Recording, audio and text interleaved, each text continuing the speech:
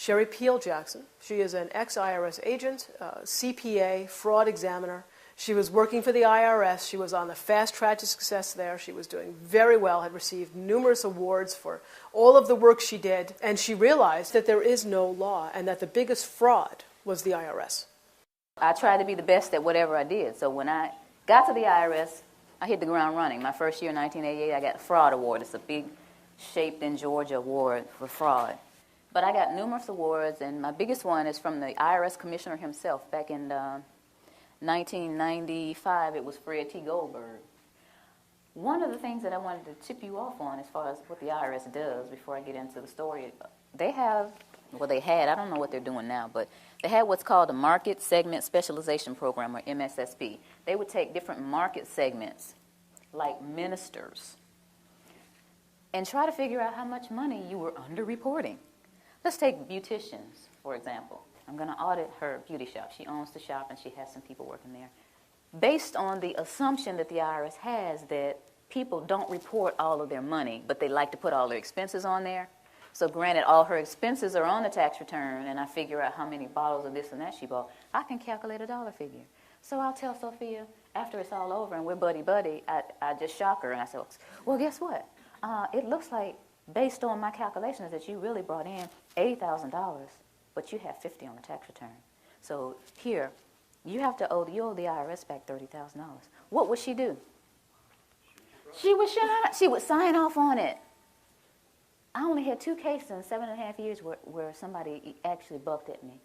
People are so afraid. The government and the media have gotten you guys so afraid of the IRS that you don't even buck them. Now, mind you, she might have left some money off. Maybe there was several times where she just didn't report the cash. And maybe that's why. Maybe she has no idea how much she, quote-unquote, underreported. Maybe that was it. But they always acquiesce.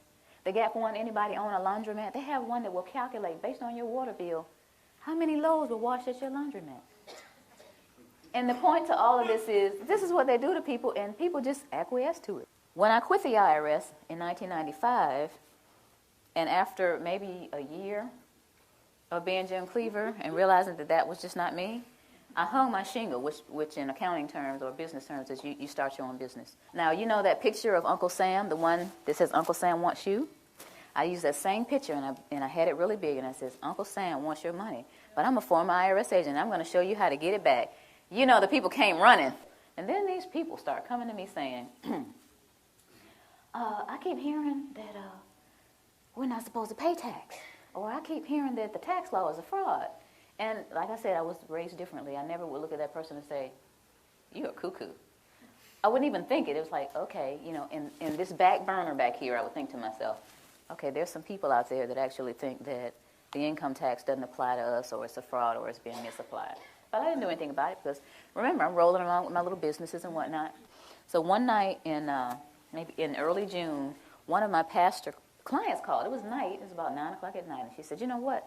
I think it was maybe a Wednesday night, after her Wednesday night service. She said, I've got this parishioner that just keeps bugging me about this income tax. She's talking about that we're not liable for the income tax, and she wants to talk to you. Can I give this lady your telephone number?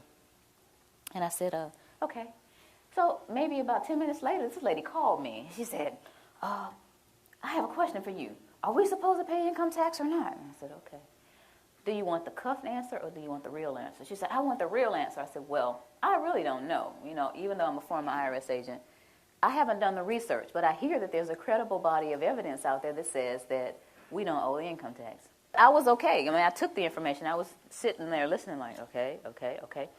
And, you know, I said, okay, this lady had a lot of information. I don't know where she got it from. So a few weeks later, she called me again, and she said, Miss Jackson, remember that information I told you on the phone? It's in the USA Today. Pull it up on the internet. Okay, so I got the USA Today. It was July 7th, 2000. And it says, Dear we the people, most citizens are not required to file an income tax return. The 16th Amendment to the Constitution is a fraud. And if you file, you waive your Fifth Amendment rights. I said, okay, that's some of the stuff she was saying. Now, this is a lot of reading.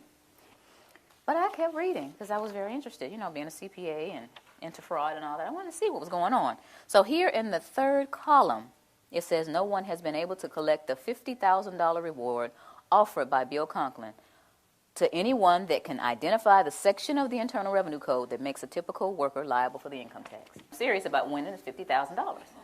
Okay, so it's at my desk. Basically, I just shoved everything off my desk and got the codes out, the regulations out, the tax guide. I got on the internet to look at the Cornell University site, all these different things, and I started researching. And 2 weeks later, I said to myself, oh my goodness, we have a problem here. It doesn't look like I'm going to win this money. And I was sitting there at my desk thinking, this thing is a fraud. 2 weeks it took me to sit there and realize that. I didn't just look at the positive, I looked at the negative, I looked at the IRS site. All these things are going on. This thing is a fraud. Being a CPA and a former IRS agent, I sat there at the desk, I was by myself, and all these thoughts started going through my head. The first thought was, now I finally open up the codes and regulations. Because see, at the IRS, they trained us with these little guides. We didn't use the codes and regulations. We would get one of these, and you would have to read it, understand it, and pass this little test. And all these little guides that I got, I read them, and I made A's on all my tests. And I thought, and I guess the rest of the agents in training thought, that the information that was in here was the same that was in those thick codes and regulations. But it's not necessarily the same. The things that are in these training manuals are not necessarily the same thing as in the codes and regulations. I learned that in my studying. In the time that I was doing the research, I also learned about the pocket commission.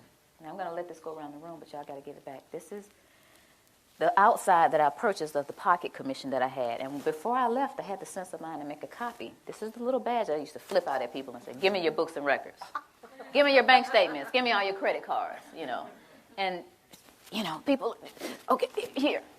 Even the counties, I go to the county, do it. I go just about anywhere and flip this little thing out and get whatever I wanted. There's a lot of power nuts out there doing that, guys. Y'all know it. Half of you already know about it. There's an enforcement pocket commission, and there's a non-enforcement pocket commission. And I started looking back at this thing. It has SER, Southeast Region. First of all, I'll read it. It has my picture up here, and it says, Sherry Jackson, whose signature and picture appear above, is duly commissioned as Internal Revenue Agent and has authority to perform all duties conferred upon such officers under all laws and regulations administered by the Internal Revenue Service, including the authority to investigate and require and receive information as to all matters relating to such laws and regulations. And it has SER and some other numbers and an A. And based on this Internal Revenue Manual, A means administrative. So I'm an administrative clerk out there on the front lines. And I'm an administrative clerk with a non-enforcement pocket commission. Okay, so I'm starting to get angry here. Starting to think about all that. I had to take bribes and get little tape recorders taped to my body and the little microphones on me and go in and take bribes from people.